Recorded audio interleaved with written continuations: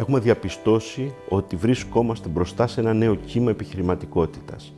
Το μεγαλύτερο κομμάτι προέρχεται από νέους επιστήμονες από το χώρο του πανεπιστημίου. Με ποιο τρόπο το Υπουργείο μπορεί να στηρίξει αυτή την κίνηση? Υπάρχουν δύο θέματα εδώ, δύο ζητήματα μπορούμε να θίξουμε. Το πρώτο έχει να κάνει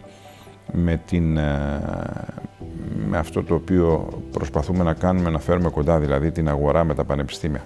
Ένα παράδειγμα.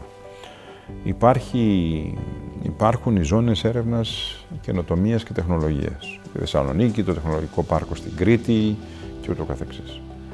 Όμως, βλέπουμε παράλληλες πορείες των εκπαιδευτικών μας ιδρυμάτων, των πανεπιστήμιων, των ερευνητικών κέντρων και των εταιριών της παραγωγής σε αυτόν τον συγκεκριμένο τομέα. Πρέπει να τα συναρθρώσουμε. Θα σας δώσω ένα παράδειγμα. Το Technion University από το Ισραήλ μαζί με το Cornell απέναντι από τη Νέα Υόρκη στο Roosevelt Island δημιουργούν το νέο Silicon Valley της Ανατολικής Ακτής των ΗΠΑ.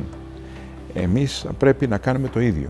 Τα πανεπιστήμια μας μαζί με τα ερευνητικά μας ιδρύματα και τις εταιρείες παραγωγής να δώσουν σάρκα και οστά σε αυτές τις ζώνες τεχνολογίας, καινοτομίας και έρευνας για να μπορέσουμε να έχουμε συγκριτικά πλεονεκτήματα, για να μπορέσουμε να έχουμε το βέλτιστο αποτέλεσμα. Αυτός λοιπόν είναι ένας τρόπος που δημιουργούμε, κρατάμε το ανθρώπινο δυναμικό, το συνδέουμε με την έρευνα και την παραγωγή για να μπορέσουμε να αξιοποιήσουμε τις δυνατότητές του και αυτό να έχει θετικές συνέπειες για την κοινωνία σε επίπεδο παραγωγής.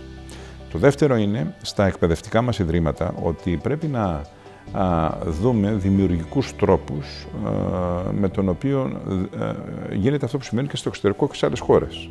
Βλέπουμε μικρές ομάδες νέων ανθρώπων που είτε ανακαλύπτουν μια πατέντα για παράδειγμα, να προχωράνε στην αξιοποίηση αυτής της ευρεσιτεχνίας, να δώσουμε δηλαδή την όθηση στους νέους μας ανθρώπους να αξιοποιήσουν όλες τις δεξιότητες, όλα τα αποτελέσματα της έρευνάς τους με έναν τρόπο που είναι και παραγωγικός και συνδέεται άμεσα με την αγορά αλλά και το μέλλον τους.